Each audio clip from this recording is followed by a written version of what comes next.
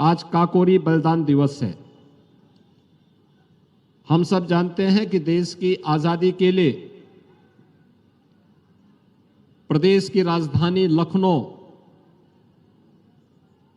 के काकोरी नामक स्थान पर देश के क्रांतिकारियों ने जिस भारत के खजाने को ब्रिटिश सरकार बाहर भेजना चाहती है, उसे लूट करके काकोरी की एक घटना को अंजाम दिया था, जिसके परिणाम स्वरूप ब्रिटिश गवर्नमेंट ने पंडित राम प्रसाद बिस्मिल, अस्फाउल्लाह खां, ठाकुर रोशन सिंह, राजेंद्र नाथ लाड़ी जैसे क्रांतिकारियों को उस समय गिरफ्तार किया था। और भाइयों बहनों, हम सब जानते हैं कि पंडित राम प्रसाद बिस्मिल को गोरखपुर की जेल में रखा गया था और आज ही के दिन 1927 में उन्हें गोरखपुर में फांसी की सजा हुई थी। ऐसे ही अस्फाउल्लाह खां, ठाकुर रोशन सिंह, राजेंद्र नाथ लाड़ी को भी अयोध्या, प्रयागराज और गोंडा की जेल में रख करके फांसी की सजा दी गई थी। ब्रिटिश गवर्नमेंट इतना भयभीत थी कि राजेंद्र नाथ लाड़ी को, जो 19 दिसंबर की तिथि तय हुई थी फांसी देने की, उससे 2 दिन पूर्व ही 17 दिसंबर को उन्होंने जल्दीबाजी में फांसी के फंदे पे लटकाया था। लेकिन क्रांति की ये ज्वाला इन क्रांतिकारियों के बलिदान के परिणाम स्वरूप और तेजी के साथ आगे बढ़ती गई और इसी का परिणाम है कि 15 अगस्त 1947 को यह देश आजाद हुआ। आज इस देश की आजादी का अमृत महोत्सव है। आजादी के अमृत महोत्सव वर्ष में प्रधानमंत्री जी ने प्रत्येक भारतवासी को पंच प्रण की याद दिलाई थी और पंच प्रण में सबसे पहला प्रण था कि हर भारतवासी गुलामी के अंशों को सर्वथा समाप्त करेगा। गुलामी का अंश जहां कहीं होगा, किसी भी रूप में होगा, उसे हम स्वीकार नहीं करेंगे। विरासत का सम्मान करेंगे। अयोध्या में भगवान राम के भव्य मंदिर का निर्माण हो या काशी विश्वनाथ धाम, अपने क्रांतिकारियों के बलिदान स्थल को भव्य स्मारक के रूप में आगे बढ़ा करके उनके प्रति सम्मान का भाव, ये विरासत का ही सम्मान है। प्रधानमंत्री जी ने जिन पंच प्राणों की बात प्रत्येक भारतीय को दी है, आत्मनिर्भर भारत और एक सशक्त भारत की उस कथा को वह कहता है, जो पूरी दुनिया को न केवल सुरक्षा देगा बल्कि पूरी दुनिया का नेतृत्व देकर के लोक मंगल की कामना के साथ विश्व मानवता के कल्याण का मार्ग भी प्रशस्त करेगा। और आज प्रधानमंत्री मोदी जी के नेतृत्व में हमारा भारत उस दिशा में आगे बढ़ रहा है। भाइयों बहनों, जब ये देश गुलाम था, किस प्रकार के अत्याचार हो रहे थे। काकोरी में जो ट्रेन एक्शन थी, उसमें मात्र 4600 रुपए का खजाना था, लेकिन ब्रिटिश गवर्नमेंट ने इन सभी क्रांतिकारियों को पकड़ने में ही 10 लाख रुपए खर्च किए थे और बिना मुकदमों को पूरा सुने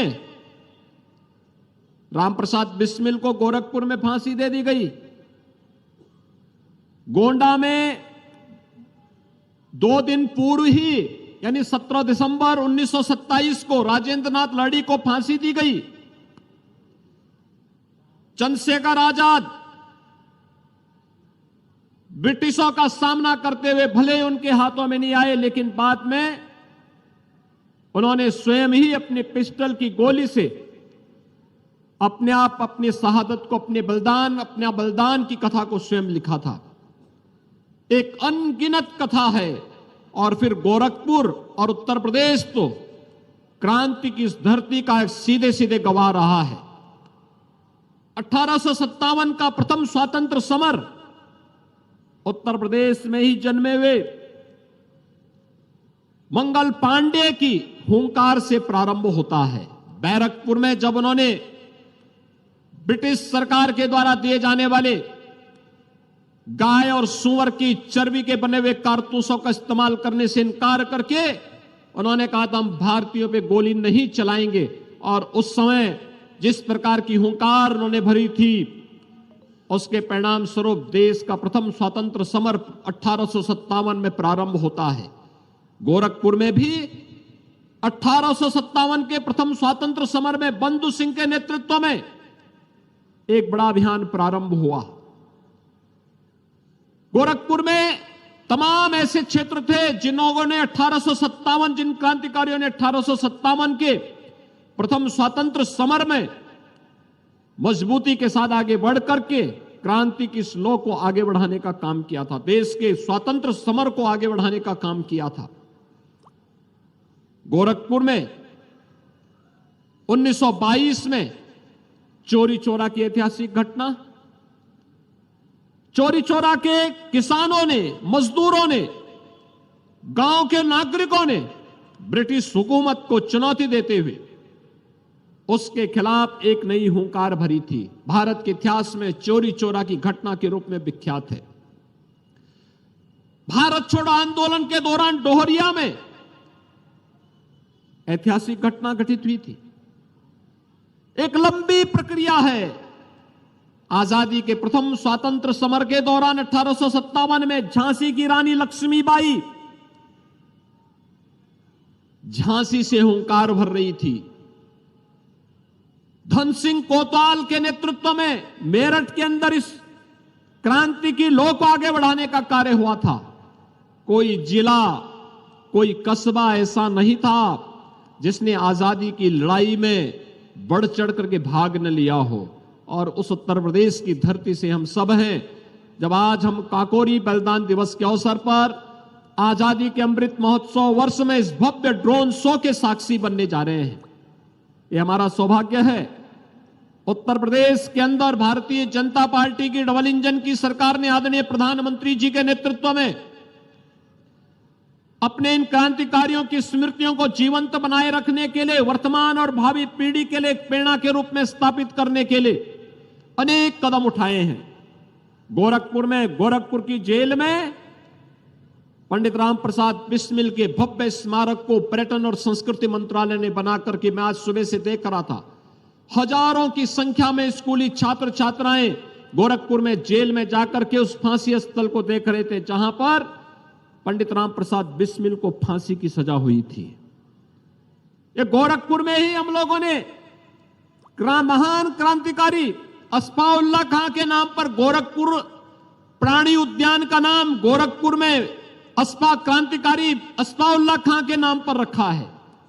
और गोरखपुर में ही हम लोगों ने अनेक ऐसे कार्यक्रम किए हैं जहां पे बंधु सिंह के नाम पर गोरखपुर के किसी स्थल का नामकरण, गोरखपुर का जो हमारा ड्राइवर टेस्टिंग का जो हम लोगों का यहां पर केंद्र है, ऑटोमेटिक जो सेंटर है, उसका नाम हमने अमर बलिदानी बंधु सिंह के नाम पर उसका नामकरण भी रखा है, किया है।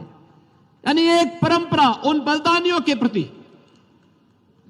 गोरखपुर के होम्योपैथ कॉलेज का नाम जो बड़हलगंज में है 1857 के एक अमर बलिदानी के नाम पर उसका भी नामकरण है। अनेक परंपराएं हैं और उस परंपरा के हम सब वर्तमान के वारिस हैं। हम सबका दायित्व बनता है हम अपने इन क्रांतिकारियों के उन भावनाओं को, जो सपना उन्होंने उस कालखंड में देखा था, वह सपना 15 अगस्त 1947 में साकार तो हुआ, लेकिन एक भारत श्रेष्ठ भारत बनाने के प्रधानमंत्री मोदी जी के इस अभियान के साथ हर भारतवासी को जुड़ करके आजादी के अमृत महोत्सव के मुख्य पर्व पर आदरणीय प्रधानमंत्री जी ने जिन पंच प्राणों की बात की है, उसके अनुरूप हम सबको अपने आप को तैयार करना होगा। आज के इस अवसर पर जब भारत दुनिया की एक बड़ी ताकत के रूप में उभरा है।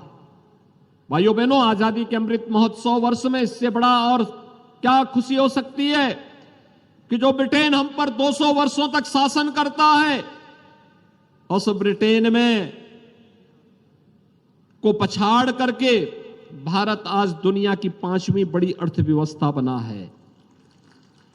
दुनिया के वे 20 बड़े देश जिनका दुनिया की जीडीपी पर 85% अधिकार है, दुनिया के 75% व्यापार पर जिनका अधिकार है, दुनिया की 60% आबादी जहां पर निवास करती है, इनोवेशन, रिसर्च एंड डेवलपमेंट के साथ ही पेटेंट के 90% कार्य जिन देशों में होते हैं, उस G20 के देशों का नेतृत्व प्रधानमंत्री मोदी जी 1 दिसंबर से लेकर के 30 नवंबर 2023 तक करेंगे। आजादी के अमृत महोत्सव का इससे बड़ा सौभाग्य हमारा और दूसरा नहीं हो सकता।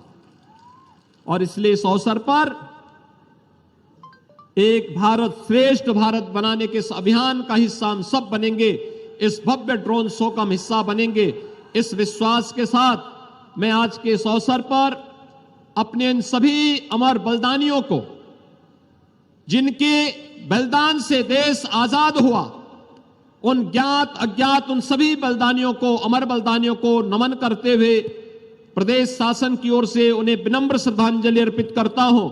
और मैं आप सबका आह्वान करूंगा कि हम सब उन अमर क्रांतिकारियों के बलिदान से प्रेरणा प्राप्त करते हुए हम भारत की सुरक्षा, भारत की समृद्धि और डबल इंजन सरकार के उन सभी कार्यक्रमों को जो एक भारत श्रेष्ठ भारत की इस परिकल्पना को साकार करते हैं, उसे आगे बढ़ाने का कार्य करेंगे। आज के इस अवसर पर एक बार फिर से पंडित राम प्रसाद बिस्मिल, अस्फाउल्लाह खां, ठाकुर रोशन सिंह, राजेंद्र नाथ लाड़ी, चंद्रशेखर आजाद जैसे इन सभी महापुरुषों को विनम्र श्रद्धांजलि देते हुए, उनकी स्मृतियों को नमन करते हुए मैं अपनी वाणी को विराम देता हूं। भारत सरकार के पर्यटन और संस्कृति मंत्रालय को इस भव्य ड्रोन शो को आजादी के अमृत महोत्सव वर्ष में महान बलिदानी पंडित राम प्रसाद बिस्मिल की बलिदान भूमि गोरखपुर में आयोजित करने के लिए हृदय से धन्यवाद देते हुए अपनी वाणी को विराम देता हूं। धन्यवाद। जय हिंद।